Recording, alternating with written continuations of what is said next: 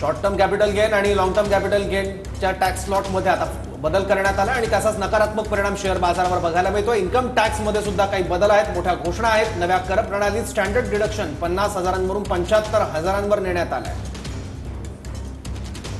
तर अजूनही मोठे बदल आहेत। 3 लाखापर्यंतच्या उत्पन्नावर कोणताही टॅक्स तुम्हाला बसणार नाही। तर शेअर बाजार 1200 अंकांनी घसरलेला आहे। इन्कम टॅक्स बाबत या मोठ्या घोषणा आपण पाहतो। 3 ते 7 लाखापर्यंत उत्पन्न असणाऱ्यांवर 5% कर असेल। 7 ते 10 लाखापर्यंत उत्पन्न असणाऱ्यांना 10% टॅक्स असणार आहे। तर 10 ते 12 लाख ज्यांचं उत्पन्न आहे त्यांना आता 15% टॅक्स आकारला जाणार आहे। त्याचबरोबर 15 लाखांच्या वर ज्यांचं उत्पन्न आहे त्यांना आता 30% कर द्यावा लागणार आहे। तर नव्या कर प्रणालीमध्ये स्टँडर्ड डिडक्शन हे 50,000वरून 75,000 करण्यात आलेलं आहे। काय स्वस्त झालेलं आहे ते आपण पाहूया। तर मोबाईल फोन आणि चार्जर हे स्वस्त झालेले आहेत।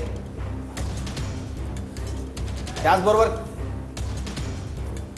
Capital gain, short term capital gain आणि लॉंग टर्म कॅपिटल गेन मध्ये सुद्धा काही बदल सरकारने केलेले आहेत आणि त्याचा नकारात्मक परिणाम हा शेअर बाजारावर दिसतो। जवळपास 1200 अंकांनी शेअर बाजार कोसळलाय, सेन्सेक्स कोसळलेला आहे। 1200 अंकांनी सेन्सेक्स हा कोसळलेला आहे, त्यामुळे नकारात्मक प्रतिक्रिया बाजारात बघायला मिळत आहेत। दरम्यान काय स्वस्त आणि काय महाग हे देखील आपण पाहतो आहोत। यामध्ये मोबाईल आणि मोबाईल चार्जर आता स्वस्त होणार आहे। त्याचबरोबर तांब्याच्या वस्तू असतील, चामड्याच्या वस्तू असतील, उत्पादन असतील हे देखील आता स्वस्त होणार आहे।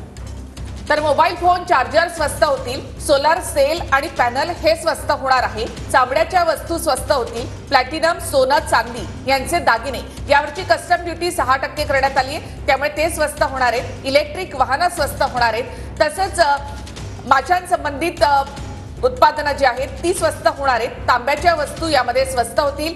कॅन्सरवरची औषधं त्यावरची कस्टम ड्युटी काढून टाकण्यात आलेली आहे, त्यामुळे ती औषधं स्वस्त होणार आहेत। मेडिकलची उपकरणं जी आहेत ती देखील स्वस्त होणार आहेत।